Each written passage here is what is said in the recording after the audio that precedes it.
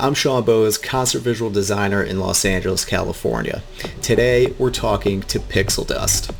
PixelDust is a VJ, video tech, and video artist based in Denver who's been part of the video teams putting on incredible shows in the Denver area and beyond, including many of the events at the iconic Red Rocks Amphitheater. She's well versed in all things concert visuals, whether that's building walls, designing video systems, or performing or creating content. She's currently freelance, making pixel magic happen for audiences all across America.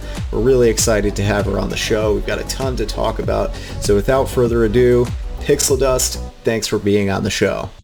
Hello. Happy to be here.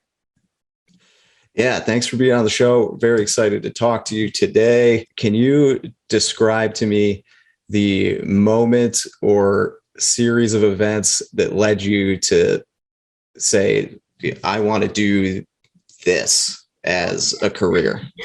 I literally get goosebumps every time somebody asks me that question because it has been such a very, I don't even know the word, I don't want to say spiritual because that seems a little too snobby, but it's kind of one of those things. I started in art school as a photographer. I went to Savannah College of Art and Design in Atlanta, Georgia. And I was for sure going to be a photographer or a graphic designer. And I went to this showcase at my school, and there was all of these experimental motion design pieces with projection. And I was like, oh, whoa, I didn't even know that this existed. I didn't even know that this was art. And I took a projection mapping class and an After Effects class. And then I chose my path as motion media design. And I was in this projection mapping class, and honestly, in high school I was the kid that I never really had to try too hard to make good grades. It was just easy. And in art school I struggled a lot because I had to actually put in a lot of work. And I can remember I made this one animation and my teacher just hated it. Like, I barely passed. I want to say I got like a 76, and passing was a 75. And that was kind of one of those things where it's like, oh, she just doesn't get it. Like, and you know, it was very trippy. It was a girl with like her face distorted and all of these trippy patterns and stuff. And then I was at a party, and like I said, I had started this projection mapping class. And when I was there at the party, I thought it would be cool to projection map a lion's face on the wall. And it was a jungle themed party.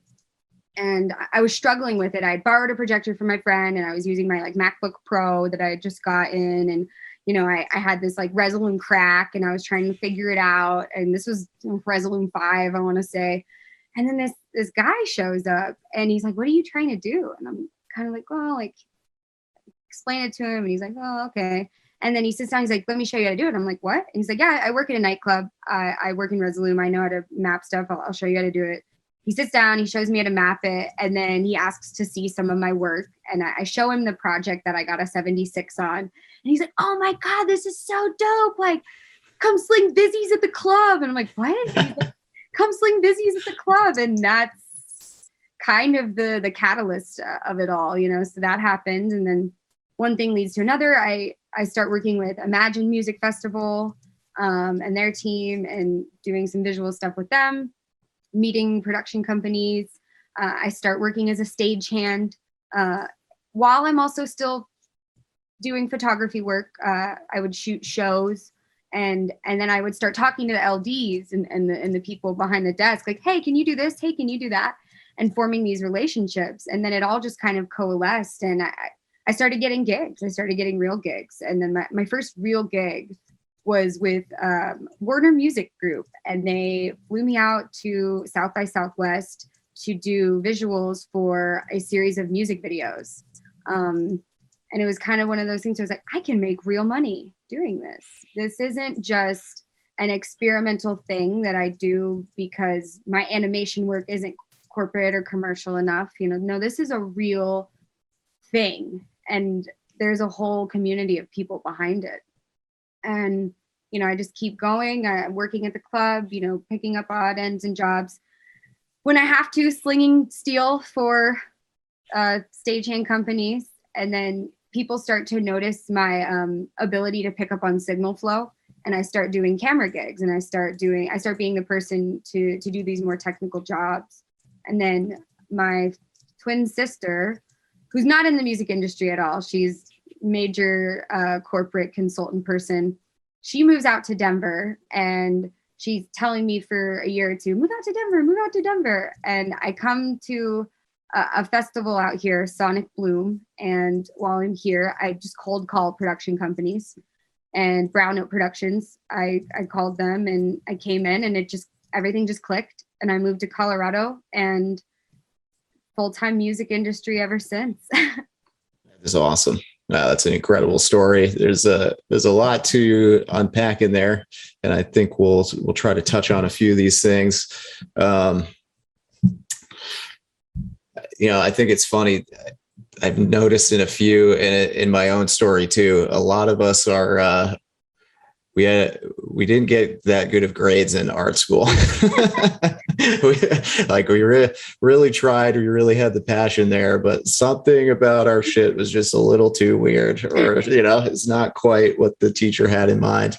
But luckily, we found our place in this extremely strange corner of the industry that lets us be very odd.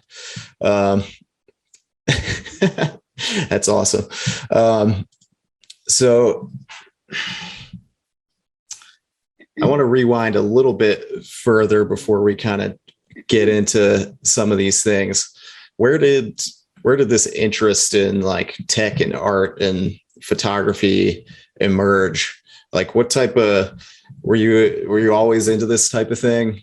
And then what sort of drew you to SCAD as a school? And were there any like highlights of your experience there? Definitely. So I was always definitely had an affinity for the arts. I picked up a camera when I was probably 12, and I did yearbook, and I was in theater, and I started shooting the shows for the yearbook as a part of the theater group. And then I started being one of the only people really at the high school level who could actually shoot the low light of a theater production and really capture it. And I think it's just because I was around it all the time, and I knew what to look for. And it just clicked with me. I actually, one of my first tattoos, I got an ISO triangle, ISO aperture shutter speed triangle. It's since evolved because it was one of those like, is that a Sitgo symbol? Is that a Harry Potter thing? And I was like, no, it's an exposure triangle, and whatever. But anyways, I was super obsessed with photography all of my childhood. And a lot of that too was just, it was a way for me to hold on to memories and, capture the things around me and understand the world around me and make it make sense in some sort of way. And then the love of theater and production and stuff. I didn't realize at the time that it was planting these seeds that would turn into this. But looking back, it definitely did, because it's the same type of performance culture. And then, the theater shows and photographing those turned into, oh, we're having a show in our garage. We're having an event. You want to come out and take photos, and then the events just got bigger and bigger and bigger, and then, shooting. I shot Shaky Beats, was like one of my first big EDM festivals that I shot. And the more and more I would spend time shooting the production, is the more and more I realized that I wanted to be a part of the team building it, and I would get into front of house because that was the best place to get a photo. And I'd be like, oh, hey, can you light the DJ? Oh, hey, can you do this? Oh, hey, can you go to white for a second on the wall? Oh, hey, and they're just like, who's this kid? Yeah, sure, I'll do it. Like, whatever, and then I'll be like, look how cool this photo is. And they'd be like, oh, okay, like, let me get your info. So then when I started doing the stagehand stuff and started doing the projection stuff and started dipping toes into the production world, I already had all these people, who I knew that did it, who had me around at the shows. I was used to hanging out in the green room. I was used to being there and being a part of it and not just being a patron. Not that there's anything wrong with being a patron, but I've just always wanted to be a part of the magic, so to speak. And I guess it really did stem from a very young age of shooting the high school theater program and doing that. And then I guess to a long way around, go past the tangent and get to your answer about SCAD. I didn't think I was going to be an artist at all. I only applied to Ivy Leagues and I only got into SCAD. So I applied to Harvard and Yale, and then I want to say like William and Mary, if I forget the name, all of these private Ivy League schools. And I was like, for sure, going to get an English degree or something very academic, because I thought that was the path to being financially stable. And my parents were like, no, you're an artist. And I'm like, okay. And then I didn't get into any of these Ivy League schools. And I'm like, okay, I'm not going to college. And they're like, nope, you're just going to go to SCAD. And I'm like, okay, I guess so. Sure. So I went to art school, and I'm really glad I did, because it changed my life. Wow. Yeah, somebody out there knew that this was the path that you should be on. And it sounds like your parents had a good awareness of who you were, even maybe more than you admitted to yourself. They didn't want to have, I guess, because like I said, I'm a twin, right? Mm-hmm. And of course, she got into the best engineering school in the state. And, you know, is one of those things where it's like, well, she's going to college. Like, we're like, you're going to college too. Okay, well, I'm going to art school, I guess. So, but it worked out. It was the best thing that ever happened to me, because you get into a place like SCAD and you're surrounded by all of these people who it's not just about making money. And yeah, it is. We all want to eat, but it's a lifestyle choice. And that's the same for the music industry. It's like, it's not just about a job or a career. This is my identity. This is who I am as a person, as a human being, like my mark on this world. I literally don't have enough hours in the day or enough time in my life to not be pursuing this in college, in my career. And there's just not enough time, because life's too short, you know?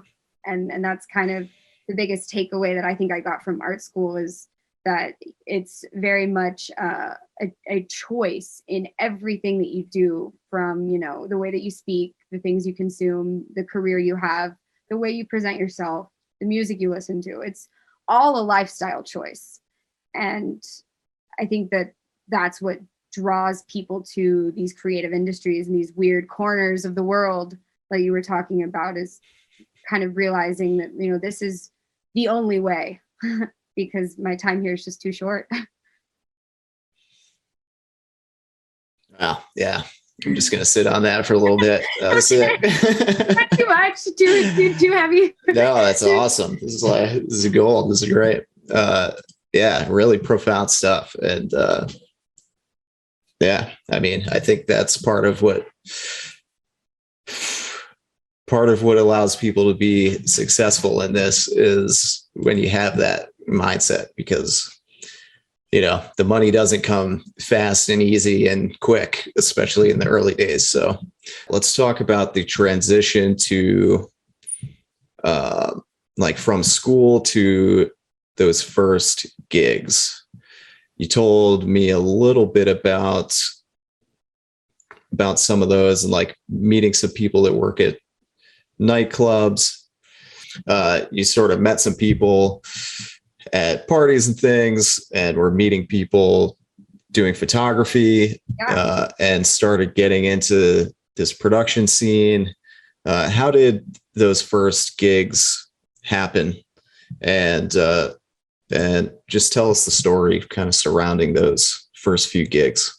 So when I first graduated from art school, I had, you know, like I had said, I was in this projection mapping class, and I fast tracked my graduation. So when I was technically a junior, I was in my senior year, and I kind of, you know, missed that point where you have those internships, and you kind of figure out, you know, in the traditional college path, where you're going to end up after school. And instead, I met this guy at a party, And I started doing visuals at the nightclub while I was also doing photography work for shows.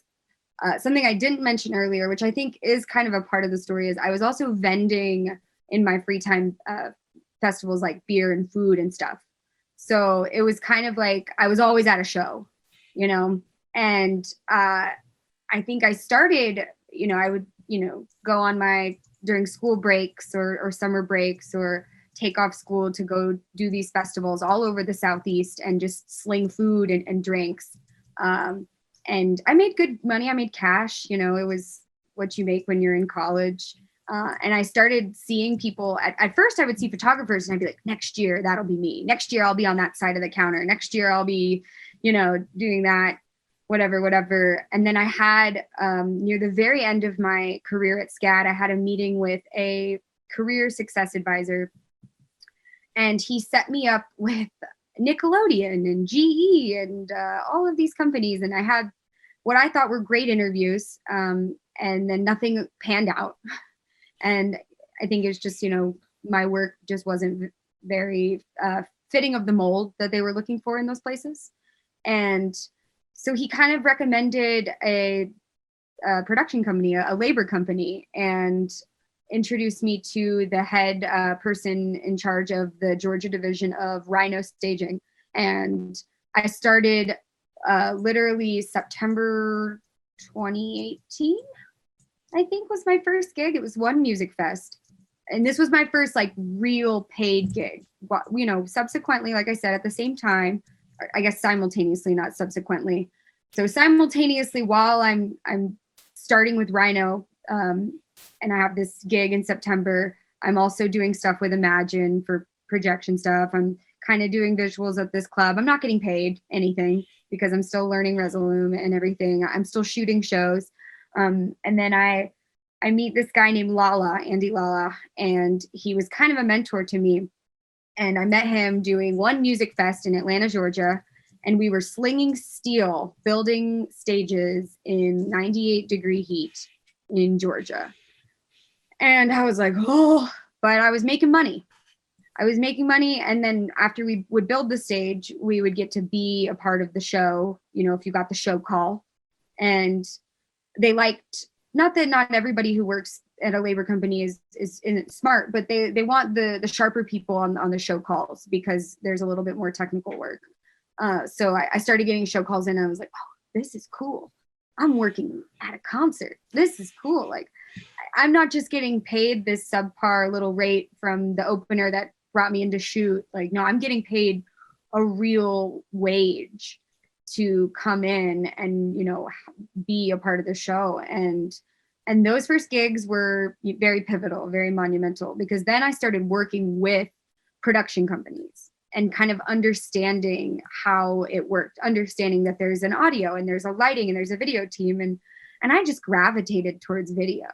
You know, I would talk to people and tell them that I was a photographer and I understood cameras and I did animation work. And so it just made sense to go towards video. And that's kind of what I pushed when I was meeting all these people and they were willing to teach me. And then I started doing more corporate gigs. I did a big Super Bowl gig. I was spot opping, building video walls when we had the Super Bowl in Atlanta. And again, just meeting all of these people who work in these big production companies, and then they would remember me. And then I'd start getting calls outside of the labor company of, hey, we need somebody to come do this gig at the airport. Our friend who works at our company gave us your name.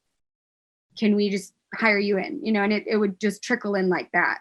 And then, you know, at the same time, I'm living in this city that is just filled with creatives and people. And I touched on my first big gig with Warner Music Group. That was kind of a fluke. You know, I was super young, super new to the industry. And my buddy hit me up and was like, hey, I'm shooting a music video. Can we use your porch? And I'm like, sure. And they come in like rolling deep with like 30 people. It's like all these beautiful women and these rappers, and they've got backwoods and they're rolling these fat backwood blunts. And honestly, dude, I got way too stoned. And there's all these people in my house, and I'm like, ah. And so I'm like, oh, you know, it'd be cool. Like, I'll just set up my projector. And so I set up my projector in the living room, and I started messing around. I had just gotten a synesthesia license, and synesthesia was still super new. Like, they still had, you know, the first few stock shaders, and it was still kind of one of those things where people didn't even know how to pronounce it or what it was. And so I put on synesthesia, just straight, like, didn't even edit the shader, like just straight synesthesia on the wall. And one of the directors for the video, like, comes in, he's like, this you? I'm like, yeah, I just set it up. Like, I don't know, dude. Like, I'm just really, like, I just was feeling kind of anxious, and like I needed to do something with my hands, and like, your weed is too good. And I set it up, and he loved it, and he used it in the music video, and he was like, this is so great. Like, this is great content. Like, yeah. It's like, oh yeah, cool. Like, I'm glad you liked it.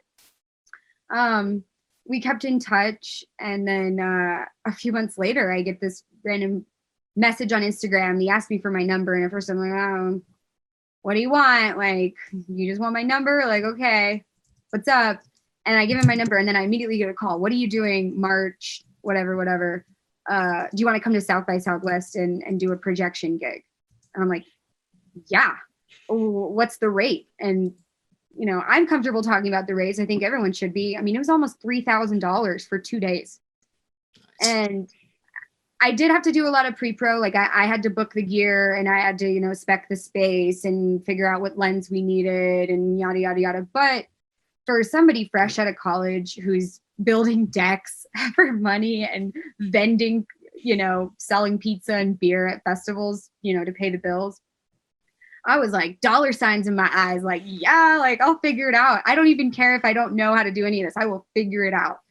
And I did. I figured it out, and they paid me super well, and I met all these really cool people. I went to South by Southwest, and it was like this monumental epiphany of a moment. Like, if you decide you want to do something, you just fucking figure it out. Call the right people, you know, and that was what it was. I didn't know where to rent a projector from in Austin, so I called a million people and got all these quotes. I even was able to be like $900 under budget, which now that I know better, I could have like profited off of that. But, you know, at the time I was just like, oh, look, I saved you all this money. And they were just stoked about it. You know, but I didn't even have a credit card that would be able to charge, you know, that much money to rent the gear on my own and just siphon the money that way. You know what I mean? It was just kind of one of those things where it was like super green, but I did it, and they were happy with the results, and it looked great. And it kind of gave me the confidence that, you know, sometimes you just have to answer the phone call and say yes to things, even if you think it might be kind of weird. Like, if someone wants to shoot a music video on your porch, you know, within reason, you know, sometimes just say yes, and something cool will end up happening, and it could change your life. Yeah. Wow. That's an incredible story. There's a lot of really key, like, tactics and tips in there. I mean, just a lot of people ask about, you know, how do I get into this? How do I get started? And like, finding any way at all to get into the festival or into the show, yeah, and be part of the production as a vendor, a photographer, a stagehand, anything. Just get yourself in the door and on the same level as the other people working there, so that you have some time when, you know, you're not surrounded by tens of thousands of people rolling balls, that you can like chat with them and like start to, you know, make friendships and relationships with people. Like, that's how you get in. Just take any job that you can, get in, and then start working your way around. And then these other things, like, you know, letting somebody shoot a music video in your apartment, because why the fuck not? And then messing around and showing them the art that you do because you got a little too stoned. Like, that's perfect. You know, the fact that moment directly got you to like a pretty solid, you know, first big paid gig at South by Southwest is like, with a major record label, like that's magic, you know, that's really awesome. Well, and it's And because once you get that foothold, you know, once you get that name, then other people want to hear what you have to say, you know, and it snowballs. You know, it's like you just say yes sometimes. yeah, saying yeah, that's the other big one. Saying yes to things that you don't necessarily know how to do, but you're pretty sure you could pull off, like just fucking go for it. What's the worst that can happen? You'll figure it out. One thing that I like to ask people when they talk about these things, like you're at these shows, you're doing these other jobs, you're getting recognized and referred and like pulled into, you know, like the A team or like the team that gets to stay on site for the show. Can you think of a couple of things that you were doing that made you stand out in those ways and get those referrals and like little promotions within the crew?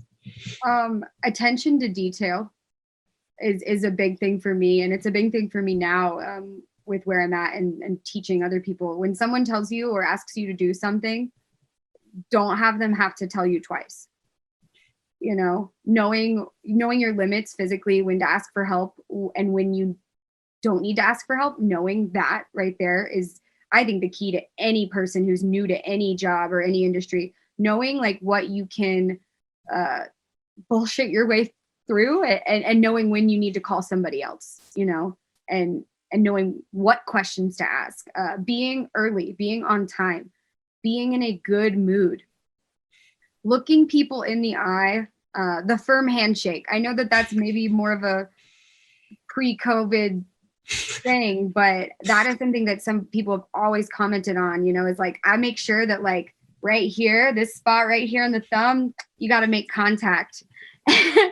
And you Lock gotta, it in. Yes. yeah, exactly. The firm handshake has gotten me so far where they're like, oh, wow, that was a firm handshake. You're like, yes, sir. Yes, it was. Repeating people's names, you know, in this industry, we meet so many people, you know, and when I meet somebody and I'm like, hi, I'm Rebecca, your name is Josh. And then before you leave again, Josh, Rebecca, so nice to meet you, Josh. Thank you. Have a good day.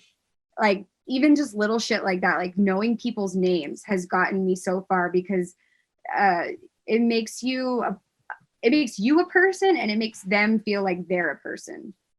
There are so many people running off 3 hours of sleep and 2 cans of Red Bulls and a pack of Marlboros, and they kind of forget they're human sometimes in this industry. I think knowing people's names and looking them in the eye and just being kind, you know, when we're all tired and pissed off and hungry, and you're the one who is kind and nice and respectful and remembers somebody's name, and you know, just little shit, even like, oh hey bud, like I'm going to grab some water, you want a water? Like I can't even stress that just those little human things, you know, make all the difference when you're in this type of industry and you work this type of lifestyle, you know. I mean, yeah, when I first started, I would ask a lot of questions, and I think sometimes that can be annoying, but if you ask the right questions, people who have been doing this for 15 years, who are so jaded and so tired and so, you know,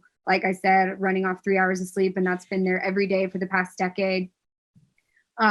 Seeing somebody with fresh excitement for something is a game changer.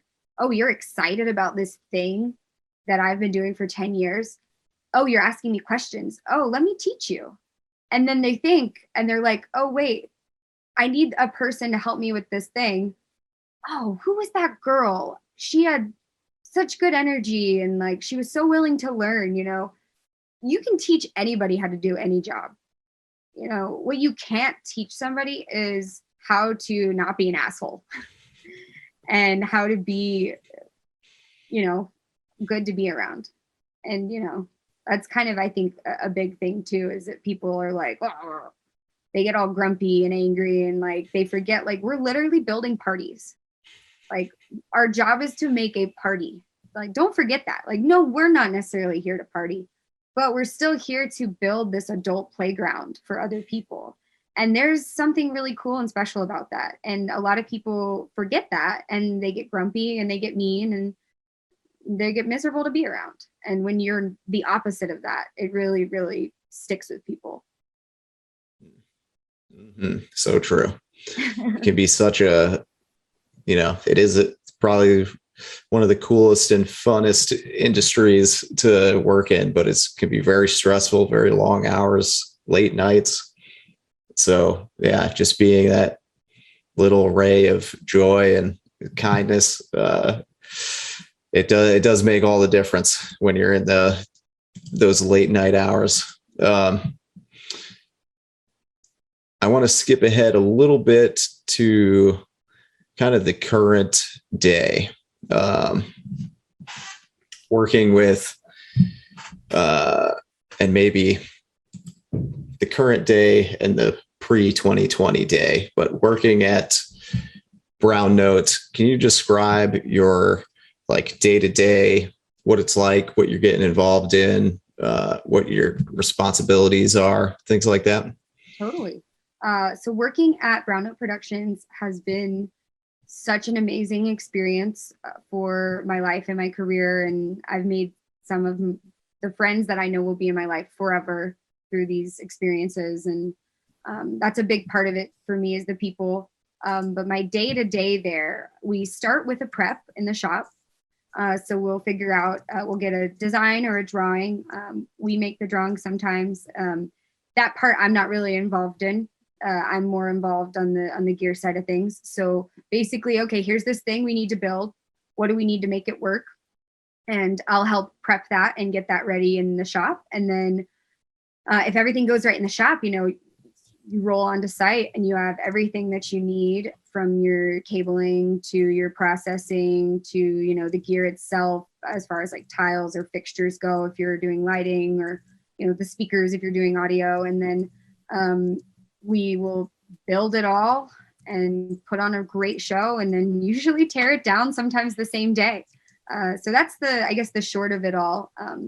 It's really in the prep, I think, that a lot of the magic happens. I think sometimes it's hard to, when you're first starting out, you want to be at the shows all the time. I know I like being at shows, and that's why I got into this. But when it comes to setting yourself up for success, having all of the right pieces, especially with video, one dongle, one Ethernet coupler, one small cable could make or break the show.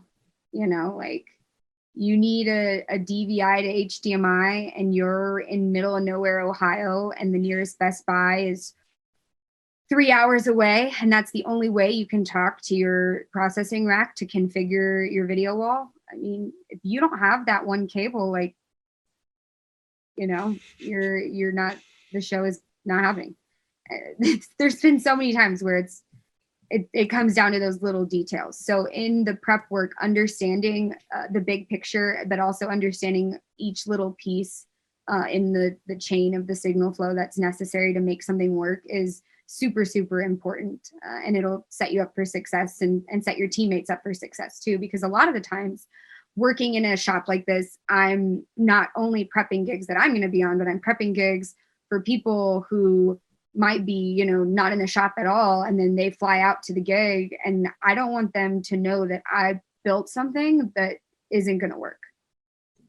And so that kind of is like a pride thing for me, of just making sure that I do my job and I pay attention to these details like I would be on the gig, so that I know that when my brothers and sisters go out onto the field, they have all the pieces that they need to have a successful show.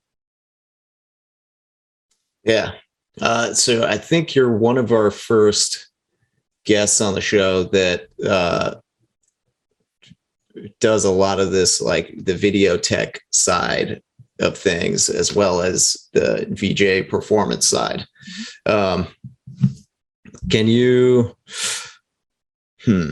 how do you think that doing both has helped you out with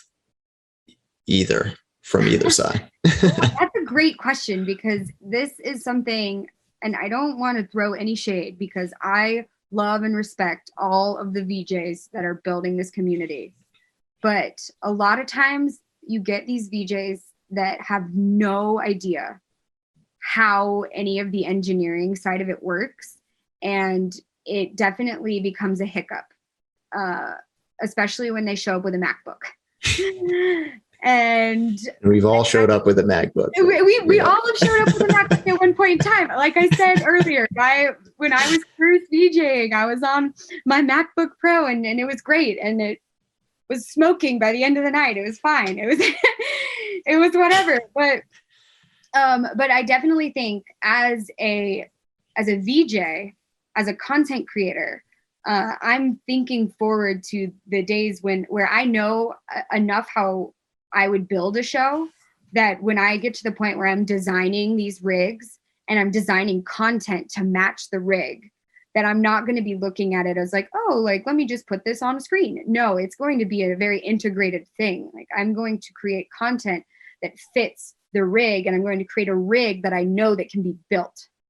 Because a lot of times there are designers who, they just put things on a page and they've never built it.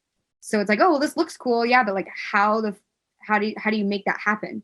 Like, there's 3D space and gravity and physics and all of these things that are very, very important to a technical build. It's not just, let me just let me use my cursor to put a box, into this spot because it'll look cool. Oh, well, that's floating in the air, dude. Like, is that hanging from a piece of steel? Is that rigged from the ceiling? Do we have enough trim height to fit all of that? Is it a mobile stage? Can I fit that much weight on? Okay, so yeah, you want this giant video wall, but like, does it actually safely hang? Does it ground stack? How does it fit? And then that, goes into how does the content work with the size, shape, and the build? How do all of those things go together? And then from a technical side, the amount of times I've had to redo pixel maps and redo output maps and redo advanced outputs. And this is the biggest one. Please, new VJs, figure out how to put your computer on full RGB so that you do not have a glowing video wall once it is dark. That is the biggest thing that I've seen. And, I've done it before. Like, I can't pretend like I haven't. But in your graphics card settings, you have to play with the color output, especially with certain processing units. Otherwise, you'll get a gray glow. You'll go to blackout and you'll get a gray glow. And a lot of times they have no idea. They're like, oh, that's not me. And I'm like, dude, let's go to your NVIDIA settings right now and let's look at it. You're set to limited. You're not set to full RGB. And it's just little things like that you don't know unless you've had to fix it. You don't know unless you've done it, and I've had experiences with like black magic converters that will create a glow on a wall, or you see a green sparkle and you know that that's a bad cable. And then you pull the cable out and you look in the HDMI and you see that there's a pin missing. You're like, oh, well, this cable's bad. But the only way that I know that is because I know what a green sparkle means. Or you get these like lines, or, there's all sorts of different things. What was the, HDCP. This is a big one with Macs. Macs sometimes like to force HDCP, and that will create a problem in the signal flow, and your wall will just go white, or it'll go green, or it'll just do funky, weird shit with the colors. And if you don't know that, how do you fix it? You better make sure that the video tech cares enough, because if the video tech on site doesn't care enough, you don't have a show. And then your artist is like, dude, why couldn't you get it to work? Oh, I plugged in my HDMI and it just stopped working. Well, that's not an answer. That's not a reason to, to not be able to do your job, So I think that being a VJ and being a video technician, we like to call a head person on site who does video the V1, and technically, if you were operating the show as a VJ, you would be a V1, because you would be at the top of the signal flow. You are sending the content to the screen. You know, you're the highest you can be as far as the production goes for video. And to come in and to be, you know, in that level, and then to plug in your HDMI and have no idea what's going on the other end can really handicap some people, especially at festival sets. When you get an EDM festival and there's no 20-minute changeover, and even then 20 minutes, like figuring out a technical issue in 20 minutes is, I mean, that's good luck. Like, don't, make sure you know how to take a deep breath and think about it before you just freak out, because Resolume is buggy as shit and stuff stops working sometimes, and there's a logical way from start to finish to see why something is not working. And if you're an artist and you've only ever been an artist, and you've only ever been a content creator, and you've only ever been a VJ that has to just plug in, play, you don't know how to troubleshoot the technical engineering side of it. And knowing both of those things, I think, makes VJ stronger and video tech stronger. You know, I've had some silly stuff where it's like, well, I'm seeing your signal, I can see it, but there's no output.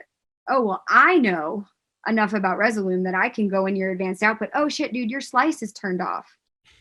Like, oh shit, like, I remember this one time we had,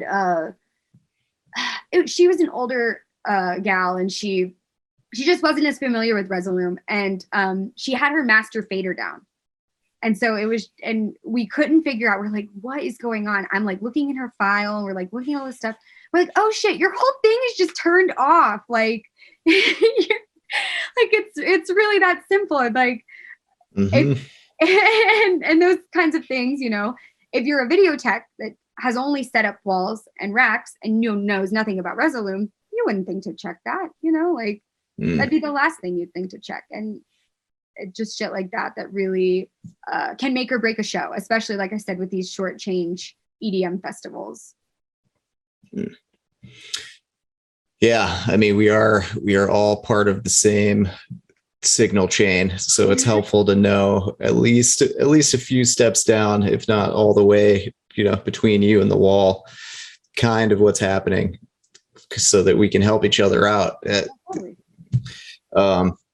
Yeah, and I'm oh my god, I have so many stories of like just idiotic things like that I've done just out of inexperience, or you do panic and don't think of the most obvious thing, like your fader's down, or you have an effect all the way up that's like blacking out your screen, basically. Yeah, I've like accidentally turned brightness and contrast knob all the way to the right, looking for another effect, and like blacked out the screen, and it was like, what is happening? It's broken. What did I do? And then you start poking like LED processors and fuck everything up. Yeah, don't do that. Yeah, good stuff. I want to talk a little bit, while we're kind of on this tech thing, let's talk about some of the fun things going on behind you. You, in your notes that you sent me, you mentioned that you're into circuit bending, analog video technology, some real interesting experimental things, CRT TVs and feedback effects. You could see a couple things in the pile back there. Can you tell us a little bit about that? Maybe a quick definition of a couple of those things, why it's interesting to you, and maybe how you see it being used in art or live shows or things like that. Totally. So behind me here, you see a CRT TV, which is just like an old tube television. It's an RCA input, and it's right here. I actually have, I'm not going to pull it out because it's like a tangled mess down there of RCA cables, but essentially it's an old video mixer. So it does the same thing as like those little black magic ATEMs. You have all of your inputs and then you can route them to outputs and you can switch between two pieces of content. But this is like, rather than a routing matrix where I can, choose my source and my destination and I can switch it all digitally. This is a physical one that I actually got from some guy in Austria. During pandemic, I was feeling very confused and lost, as most of us were. And I started reaching out to one of my old friends who I've known since kindergarten, and he started getting into analog visuals, and he kind of showed me the way with a dirty mixer. And a dirty mixer is a really, really simplified version of the mixer that I have. It has an input, two inputs and one output, and it just switches between the two inputs. And is what is done is within that, the way that analog signal works is mostly just through electricity flow. It's just a signal. It's a little ping. And when you circuit bend, you solder connections so that signal flows in places it shouldn't, which creates rainbow puke. That's kind of the short of it. So I started getting all of these old, me and my partner, we started going on eBay and getting all this old gear, and we'd open it up, and we bought a soldering iron, which I think I actually have like right here. And we started just opening them up and pre-soldering connections, and then we would get these crazy rainbow patterns and things. And there's an artist that I follow, Tachyons Plus, and I have a bunch of his gear. And he takes, and he's been doing this for years, and he's got it down to a science where he adds knobs and buttons, and you can even do a CV input if you're into analog sound. So we have a Euro rack synth that we've been kind of messing around with too, where you can take that sound signal and literally visualize the waveform, and adding the glitch on top.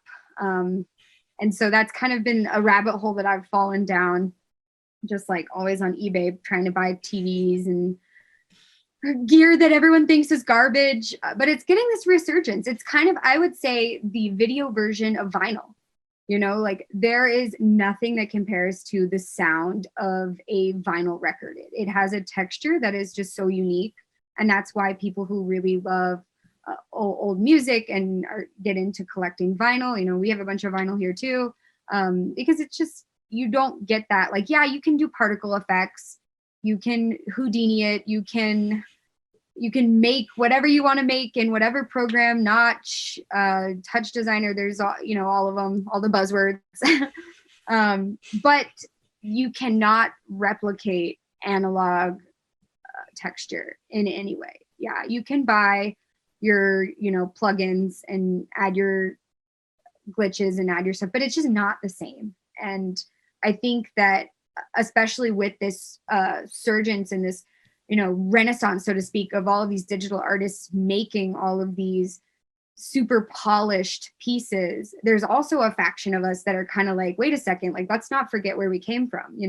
Before we had Cinema 4D and before we had all of these amazing technologies that we can use to render whatever we want, people were using VHS cameras and they were putting them through video processors. They didn't have DaVinci Resolve. They didn't have After Effects. They were cutting physical tape and gluing it together to make films and to make content. They didn't call it content, but so that's kind of where the love of that has come from for me, is that you get these beautiful textures and these very unique organic things. What's happening behind me here is an internal feedback loop. So I have basically an output going to an input, and then it loops back. And this is just a transition on my mixer that's feeding back into itself. And you get this effect specifically with the CRTs just because of the bit depth of the TV. And you get these beautiful textures. People are like, how did you make that? And it's like literally 3 RCA cables and my little Eaterall V8 roll-in mixer that some guy in Austria was trying to get rid of because he didn't know what it was. And then, I've been collecting all these old cameras from thrift stores and taking my own footage and then mixing it up as well. And I've been in a couple art shows recently in Denver. My most recent one that I'm doing, it's a not safe for work one. And I did, basically I called it Glitch Erotica. And it's this piece of this archival footage of this woman stripping. And then as she strips, it's all of these crazy rainbow patterns that I created with my tachyons gear. And it was super cool. My first gig back I did with Zoo at Red Rocks. And I was looking at all his content. I was like, oh my gosh, this looks very organic. Is this Tachyons Plus gear? And he was like, oh yeah, how'd you know? And I was like, dude, because it's that recognizable of a texture, of a unique thing. He's like, yeah, we shot all this footage and I ran it through, I want to say he has a vortex decoder is what it was called. And he was super stoked that I knew what it was. And we were just chatting about basically what I said, how when you can take analog content and then you can digitize it and then you can mix it up even more. Like, the possibilities are so endless. And I even have a bunch of converters and stuff. So like I've figured out how to take Resolume and put Resolume onto a CRT so I can run my visuals from Resolume on an analog system and vice versa.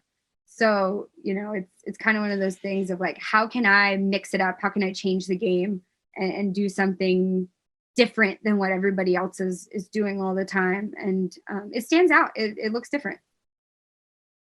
Yeah, I love the look of that stuff. Hell yeah. Yeah, I told myself I wasn't going to say that this time around because the last interview I just said, oh, hell yeah, to every question. But hell yeah, brother. But here we are. That's all I can think of. That's fine. I mean, it's sick.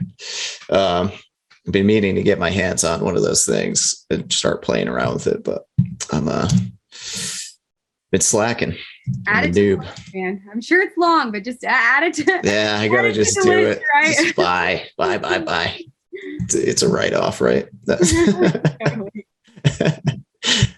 Let's talk a little bit. We touched on 2020 being a weird year, and that this is one of the hobbies that came out of that abundance of free time that we all started to have. But yeah, let's see. It was a pretty weird year, and we all kind of had to pivot to find something to do when all the shows vaporized. How did that year affect you, and what changes did you make? Man, so 2020 was a shit show, but it was a beautiful shit show. And we made some lemonade, and then we put some tequila in that lemonade, and we drank a big old fat margarita. Nice. No, I didn't become an alcoholic during the pandemic. That's not what I'm saying. But I definitely had to make a lot of changes. Obviously, everything kind of went away for a while. So like I said earlier, I'm from Atlanta, Georgia. And I moved out to Colorado, and I was working full time out here. Colorado was very strict in our COVID regulations. So like we had like sound ordinances and liquor caps. So like you couldn't sell alcohol after like 9 p.m. I think it was for a certain amount of time, and no amplified sound. How the hell do you throw a party or an event with no sound and no alcohol? You just don't. Yeah. And I was able to work on a few projects that were super cool. I worked on an Acoma Street project was what it was called. And it was a silent disco style. It was sold in tables, so it was socially distant, and it was outside, and we had a really cool art walk. And then up on the terrace, we had a DJ, and we would do basically a live stream. If we couldn't get a local artist, we would live stream the artist that was playing for the night, and it was an exclusive live stream to this big video wall we had built. And then if it was local talent, then they would be up on the terrace and we would just live stream it to the street. So that you would still like look up and see the artist, but you know, it wasn't your traditional concert style situation. It was very much, you know, spread out and you're sitting down and you're kind of quarantined into your sections. And then obviously, like I said, it was silent disco style. So you had headphones and that was how you would listen to the music, which was cool. It was the best we could do. And then we did a bunch of projection mapping on the side of the wall. And that was our main like headliner person. It was an Android Jones event. So he would come in and he would run Microdose VR. I got to run Microdose VR a few times, which was fucking nuts. I like put on the headset and I was of course in a rolly chair. And so I like put on the headset and I'm like in the rolly chair, like doing the thing. And I like, when I take the headset off, I'm like on the other side of the trailer, like turned all the way around. I like see these videos and it's just me spinning in this rolly chair. I'm like, oh my gosh, this is making live visuals in 2020. Yeah, right. The future is weird. The future is now. We're in it. So that was a really cool thing, and just to see how we can be creative and how music is still pushing us forward. I did some drive-ins. Those were okay. You know, it's not the same, but it's better than nothing, of course. And then we kind of shut down here. Like once it starts snowing, it's really hard to get people to come to events outside and they can't drink really. So they're just cold, sober, and you know, it's not really a thing once it starts snowing. So around Halloween was like my last thing that I did in Denver. And I was working with another small local company doing that work just as a contractor. And then I went back home to Atlanta for a while, just to kind of see my parents and kind of hang out and see what I could make happen. And I made some calls and I actually got really busy in Atlanta. So I started doing film work. And so it's still production. It's still a lot of the same gear, the same stuff. And I did all sorts of stuff. I worked with a guy. I was a production assistant for a guy who does a lot of camera work. So I was helping him run, you know, camera lines. It's all the same stuff. It's just SDI, signal flow. So I did a complex shoot for Jack Harlow with him, which was super cool. And I got to actually run camera for a little bit for that. And then I did a bunch of art department, which having my production knowledge kind of helped with that because I could, you know, we made this ceiling of clouds and we integrated LED strips and we did all sorts of random stuff, mostly for rap music videos. And then through the art stuff, I met a gaffer who, you know, if you're looking at the chain of command, the gaffer would be like the lighting designer of a film set.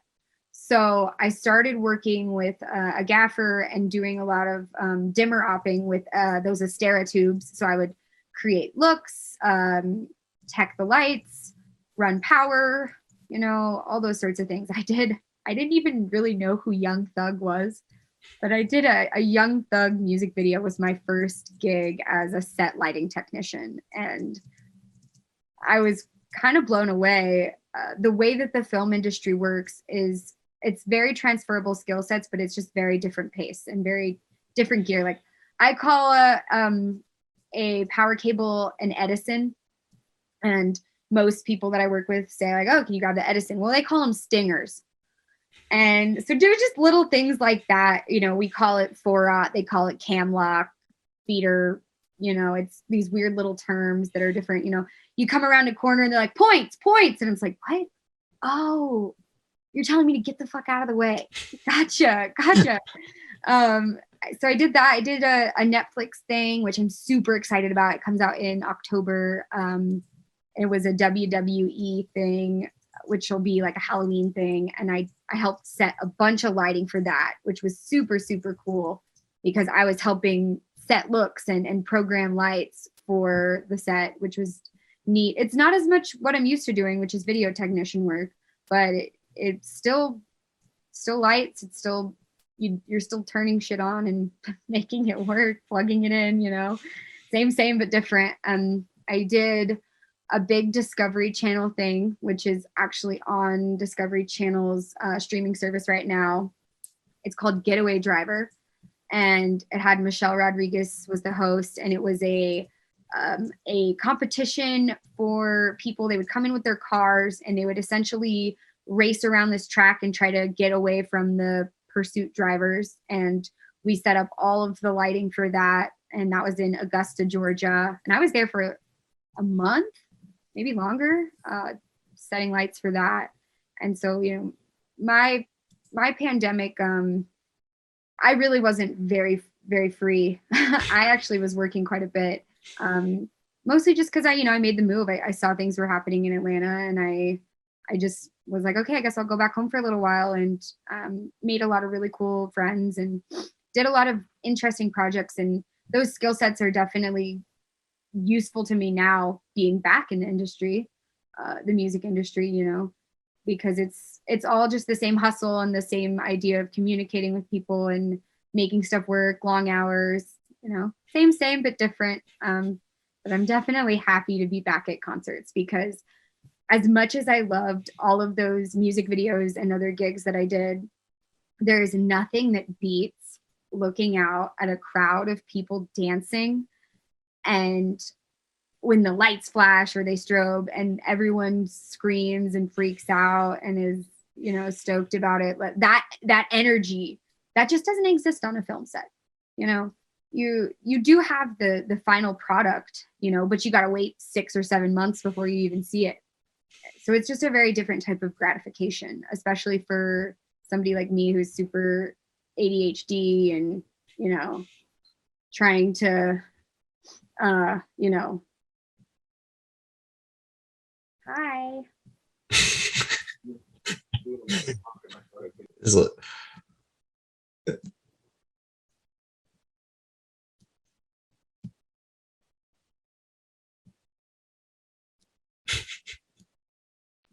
Sorry. Oh, it's all good. That was literally perfect. Like somebody who's a little bit ADHD. Oh, hey. Yes. That's what I said last, wasn't it? Yeah. Oh, man. Getting checked on. I'm like, I got water. I'm good. Oh, that's nice. Hell yeah. Yeah. I think I said enough on that, but yeah, that's good. There's a lot of really important things there, like having that broad skill set, being able to see opportunities and trends and whatever's happening around you, and then where your skill set could be applied somewhere else. That it's pretty similar, a little bit different.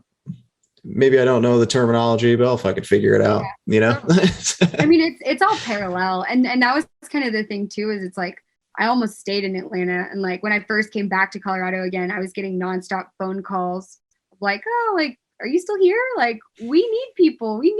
And it's like, well, sorry, rock and roll has got my heart.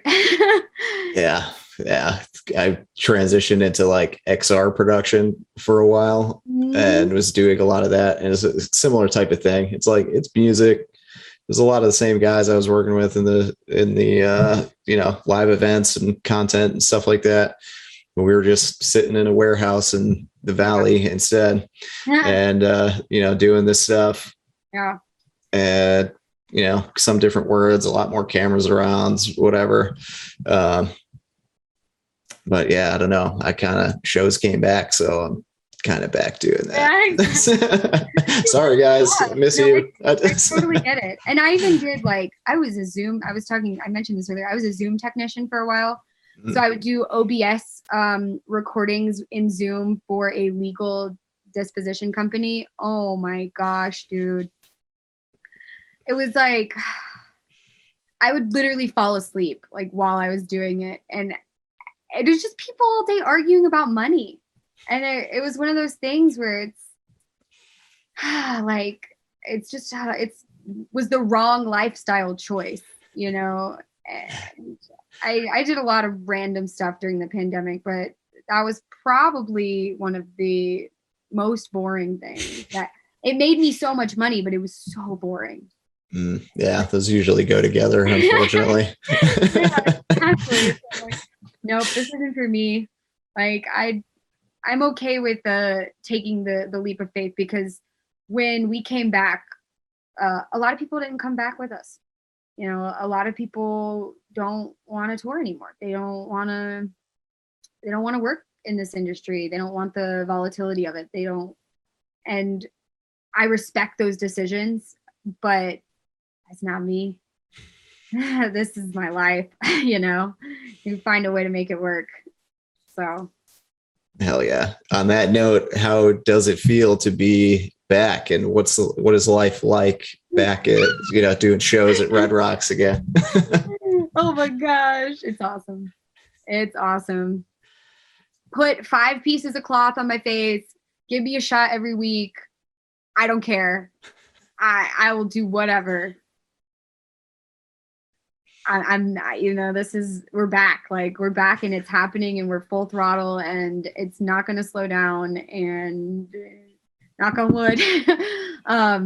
Yeah, right. Yeah. So, it feels like it was worth the wait. It feels like every doubt that I had in the past year, every confusing moment, every tear, every sacrifice that I had to make, every before I moved back to Atlanta and before everything settled into place, I was cleaning houses. I was, I got my badge. I was like, oh, just sell weed. Like, I was working for a family friend, doing e-commerce, building a website for computers and stuff. And it was just, it's like all of those moments where I thought, like, I'm going to crumble and fall apart and not be Rebecca anymore. All of those moments, that first show back, I was like, no, all of those moments were worth this right here, because I know in my heart that, like, this is where I'm supposed to be.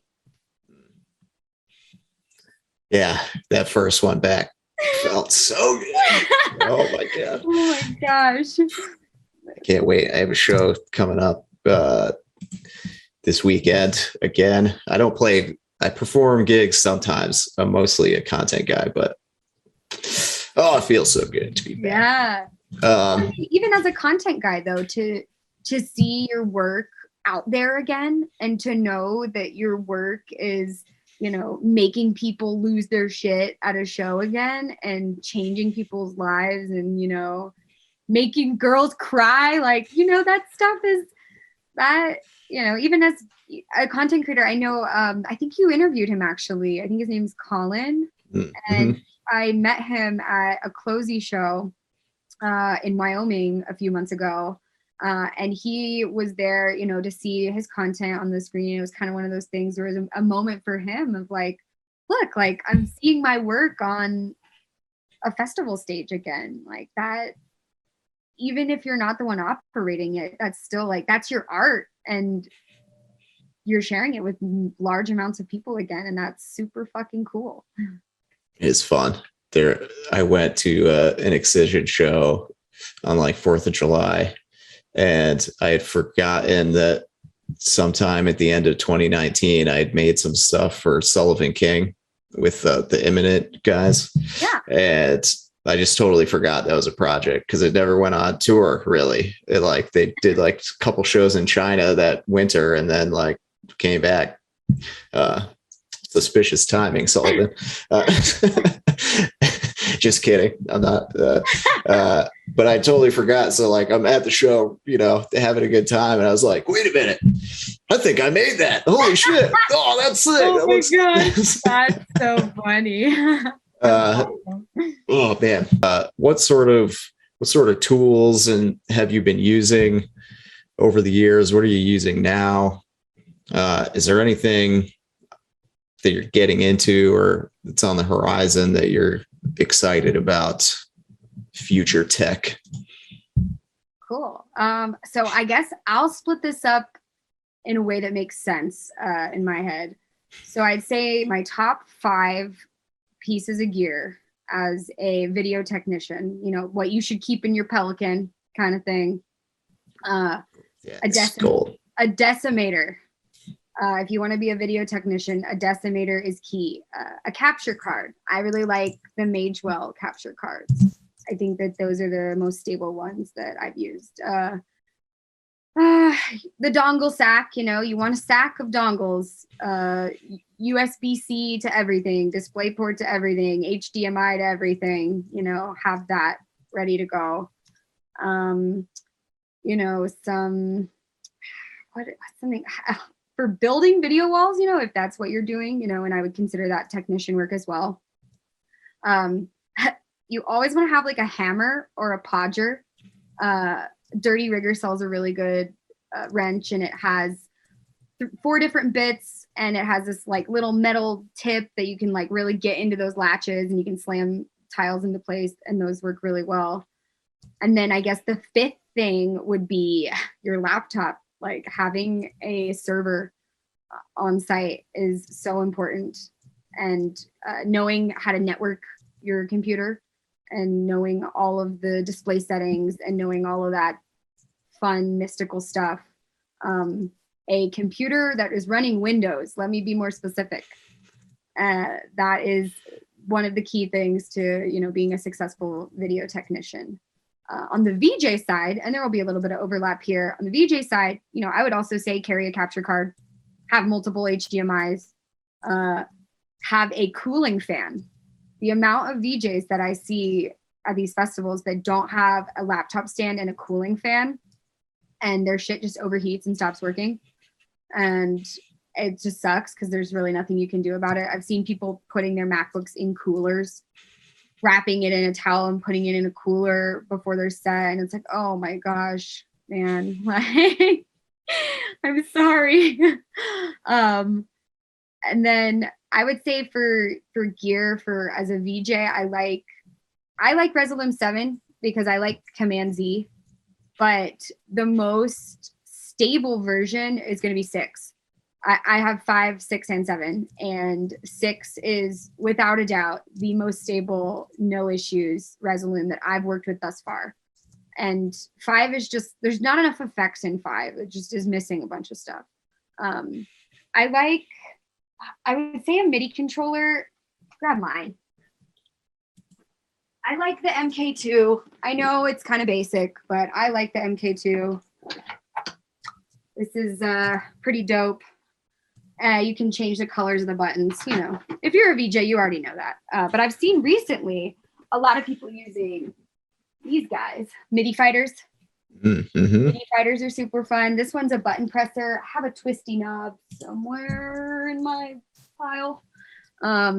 MIDI fighters are super cool. I've seen people, they'll use the APC 40 with Resolume, and then they'll use the MIDI fighter with the twisty knobs for synesthesia.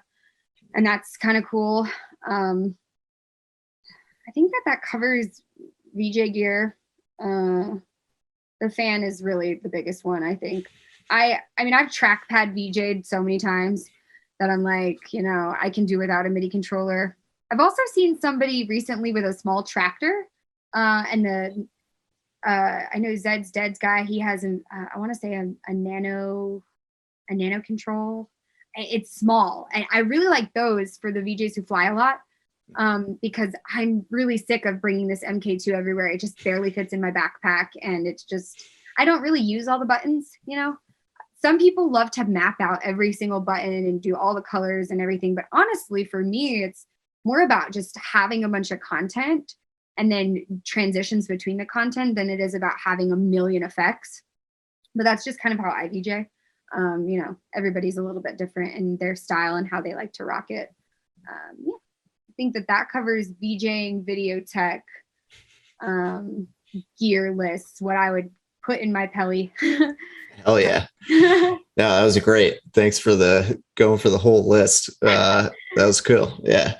I usually go through and ask like a rapid fire, like, what's your VJ controller? What's your whatever? You just gave us the whole Pelican case. I love it. A little packing list.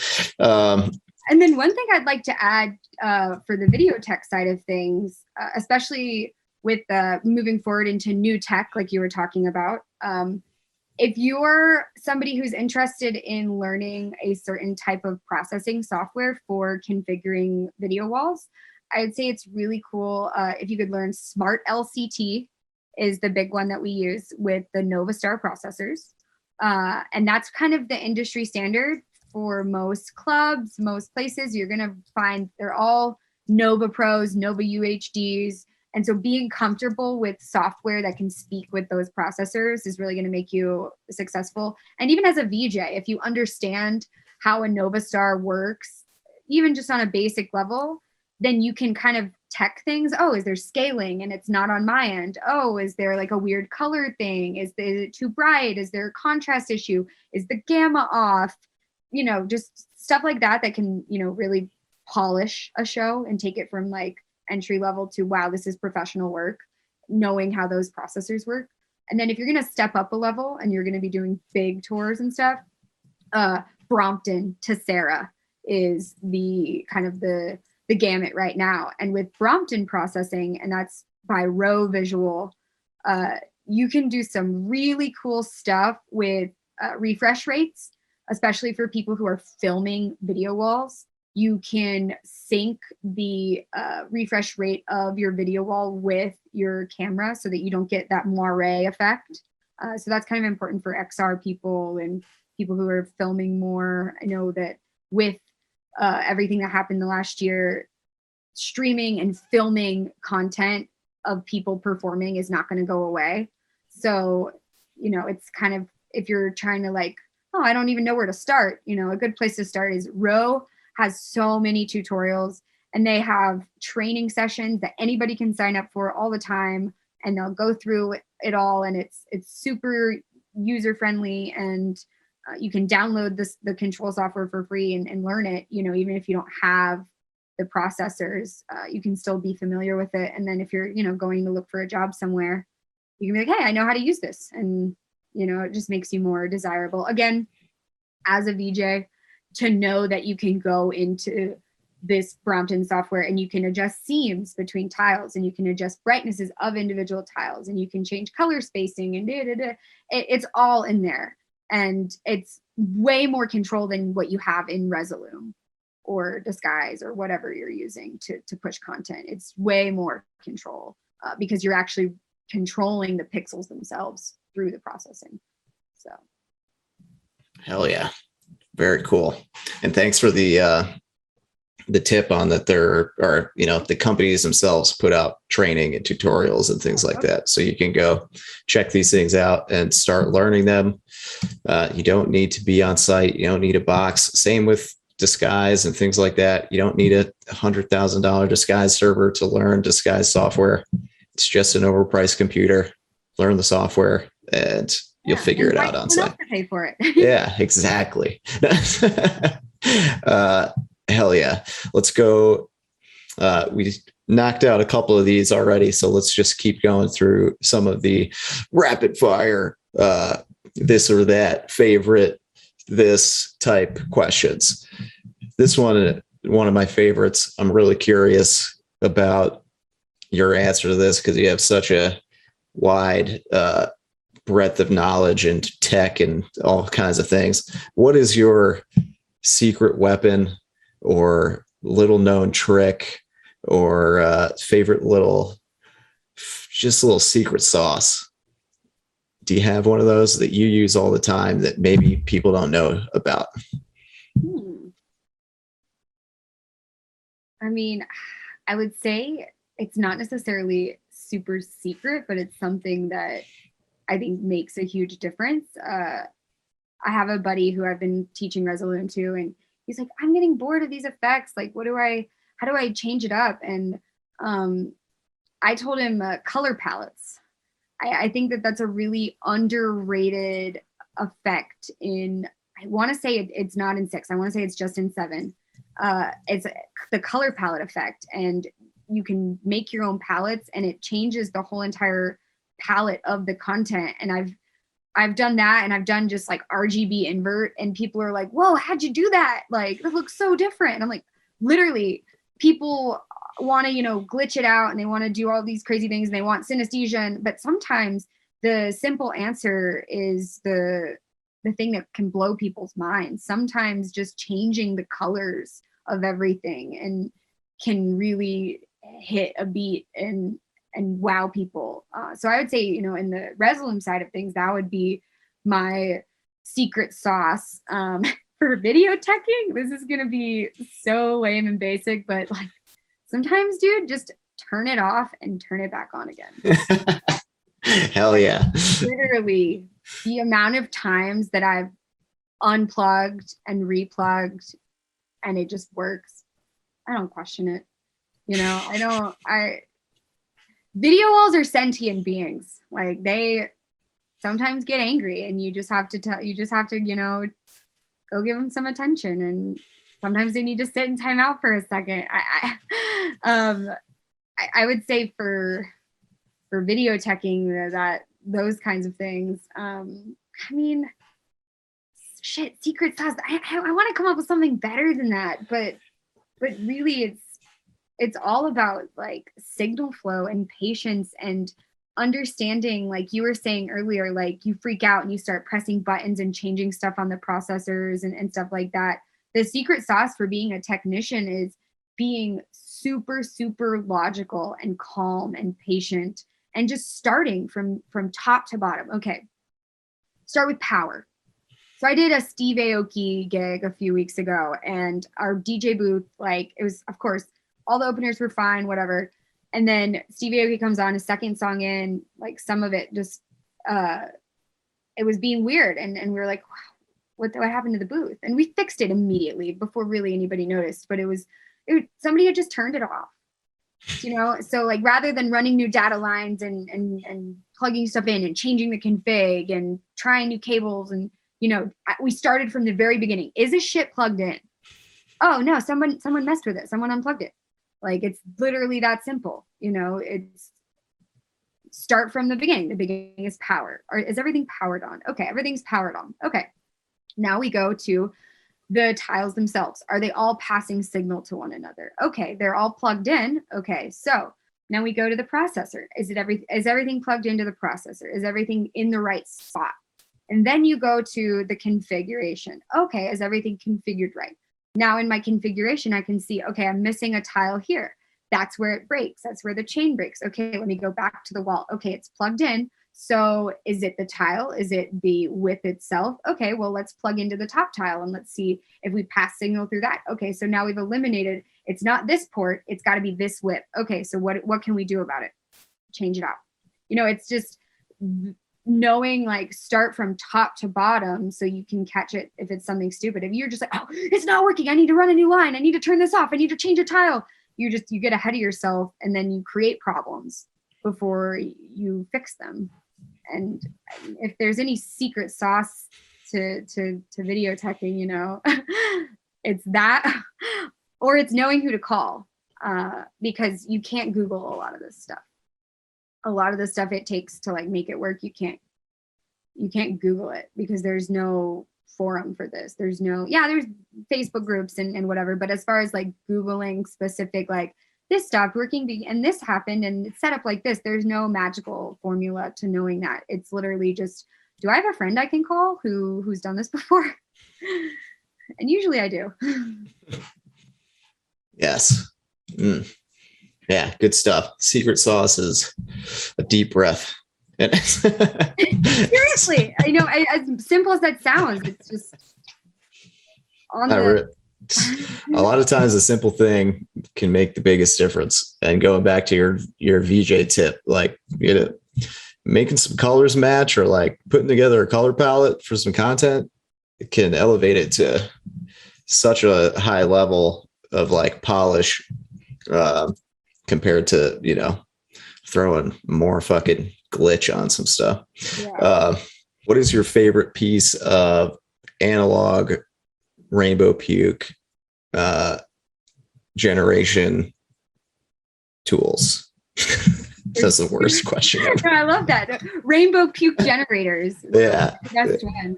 So I would say there's like 3 key elements to getting started for anybody who's interested in starting the analog journey. You want to get some sort of composite to digital adapter so you can record your content and use it somewhere else. I have a good one. I want to say it's Elgato, and it's essentially a capture card, but rather than an HDMI in, it's composite in, it's RCA, and then it's USB and it just plugs right in. And that's a key piece at the end of the chain. At the beginning of the chain, go to the thrift store and get you a VHS player and start with that. Get you some RCA cables, and then I would recommend getting some sort of switcher, some sort of Roland cheapo old analog switcher, and that is a good starting point. And then, I mean, even with just that and a VHS player, 2 VHS players even, you can mix stuff and add effects, and like mine even has its own feedback effect, and you can do all these colors, and you can do all this crazy stuff just with that, Luma keys, and make all this trippy stuff.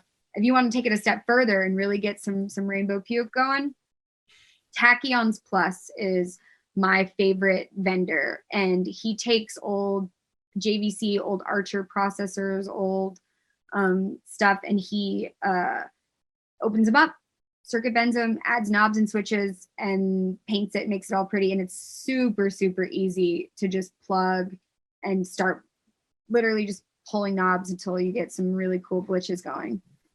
And those would be the keys to getting started. But Tachyon stuff is getting more expensive. So I think there's another guy out there, Lo-Fi Future. He's starting to become kind of big on the analog scene, and he sells little mixers. LZX, I'm pretty sure, sells some analog synthesizers, but those aren't circuit bent. Those are actual synths that he has built. So yeah, I think those are all really good places to start. It really just depends on how much money you want to throw into this pit. That will just become an endless rabbit hole. Once you get started, you're like, ooh, but they're not going to make another one. Like, I need to get this one. Oh, someone's selling one on eBay. Like, I might never get this again. Like, that's kind of where I'm at. I'm like, oh shit. Like, because he keeps posting. He's like, yeah, these are on a 6-month-long waiting list. I don't know if I'll be able to get another one. So order them while you can, kind of thing. And, you know, old video gear is dying. People don't make it anymore. People don't know how to fix it anymore. So, you know, if you were finding some of this old video gear, it was made in the 80s, it was made in the 90s. It's not going to be made again. Same with the CRTs. Like, all of these are from like Facebook Marketplace, like mostly old ladies that don't want to get this shit out of their basement. And then I call my friends. I'm like, hey, you want to move some TVs? And then they're like, yeah, sure. Yeah, word of warning. That's good. It's just because it's old doesn't mean it's cheap, and you will become obsessed. Exactly. It's an addiction. It's a good one. Of the ones that you can have, I'd say it's a good one. Who in the industry do you think deserves a shout out? People should check them out and know about. Ooh, a shout out. Do you want a designer or a VJ or just anybody in the industry? Yeah, anybody in the scene that you think people should know about. Ooh. I worked with he has no social media or anything, but I worked with a guy named Elon, the one I was talking about earlier. He does like analog visuals and stuff, and I think he deserves a shout out. He was super, super cool and nice, and his content was so unique. And I think that people should know about him. Music wise, I'm super, super into Bob Moses right now. I've been really digging Crooked Colors, and Bob Moses have been like the music, and then just the way that they present their content and their stage design, and just everything about their aesthetic as a whole. Because it really is not just about the music anymore. It's a holistic experience of how it all plays together. I really dig what those guys are doing, you know. I really like that vibe, and I think that they're not as well known, you know.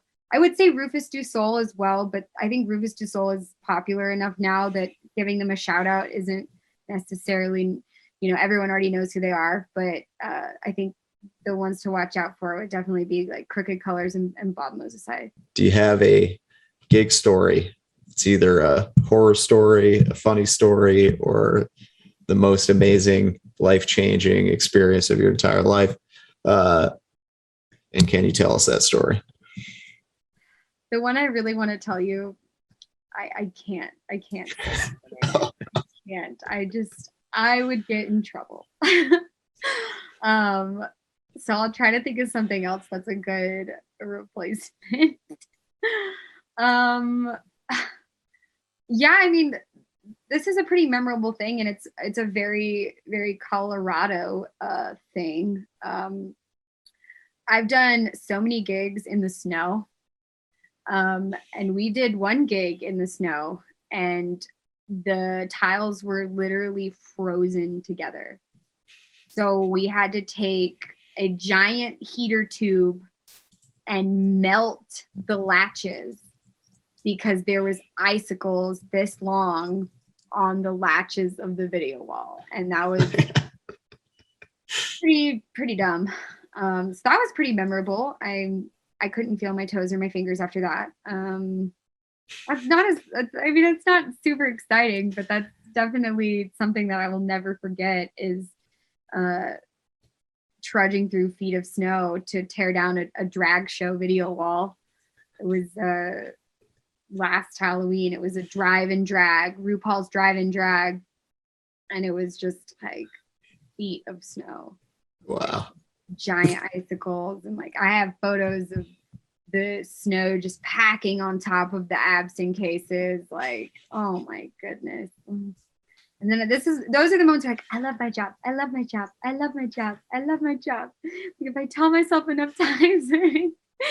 That was pretty memorable. We hiked up a mountain with a generator and a projector and a bunch of lights. And we took like 3 or 4 trips up this mountain, and we projection mapped this boulder. And it was really fucking cool. It was neat seeing the production in the woods. And we ran into these people who were like saying their vows, and they were all like, "What are you doing?" And we're just like plugging in par cans and setting up stuff on the side of a mountain. And that was pretty memorable and pretty cool. Worst load-in ever, climbing up a mountain with a bunch of gear in the middle of the summer, but it was fun. Worth it in the end. Yeah, almost. It was worth it. Awesome. Do you have what's that like one thing, one piece of advice, one thing somebody should do or keep in mind? This is for the people that want to get into this field. Maybe you're just starting their careers out. Like, what is that one most important thing that can help them to be successful? The number one thing is going to be, and it's something that you can very much control, is going to be the way that you present yourself to new people and the way that you interact with people, the way you communicate. And it all comes down to just your self-presentation, is knowing who to talk to about what, knowing the right person to communicate with, knowing the right person to ask, oh, hey, like, do you have any more gigs? Knowing how to present that, knowing what to wear, knowing to show up in, certain clothing. For VJs, it's a little different, but knowing when you're performing and when you're the artist versus when you're the technician, and, showing up with the right clothes, and, especially not even just for women, but for men too, being clean and being well-spoken and just presenting yourself as a professional. Because so many times people want to get into this industry and they think it's a party all the time, and they want to party and they want to be there to party. And nobody has patience for green people who just want to party. And that can be like, if you show up, high and tired and hungover and slobby and, you're, maybe showing too much skin, or you're not dressed appropriately for the weather. Or, I mean, it can even be as simple as it's going to be snowing and you're the one guy who shows up and your socks are soaked and your jackets and you don't have a jacket, like shit like that. Just coming correct in the way that you present yourself, physically presenting yourself, emotionally presenting yourself the right way, and then, in a professional and technical sense, presenting yourself in the way that you want to be seen. Do you want to be seen as a groupie? Do you want to be seen as a fan? Do you want to be seen as a boss who is trying to run that shit? And that is what is going to separate people who, know when to say what and who to say it to, and how any of that is just presented is going to be the make or break in being successful. And especially if you're new into the industry, if you're trying to break into the industry, knowing when is the right time to Facebook message someone or email someone or call someone, or, just knowing what those rules are and having an intuitive sense on how to present your own brand is going to be key to being successful. Awesome. Well, thank you so much. This has been a really awesome interview. I really enjoyed talking to you. Where can people find out more about you on the internet? Maybe get in touch with you, see some of your work? Yeah. I have an Instagram that focuses on my VJ and video stuff, and it's PixelDust Visual on Instagram. All right. Hell yeah. Thank you so much. Yeah. This has been awesome. Thank you for having me.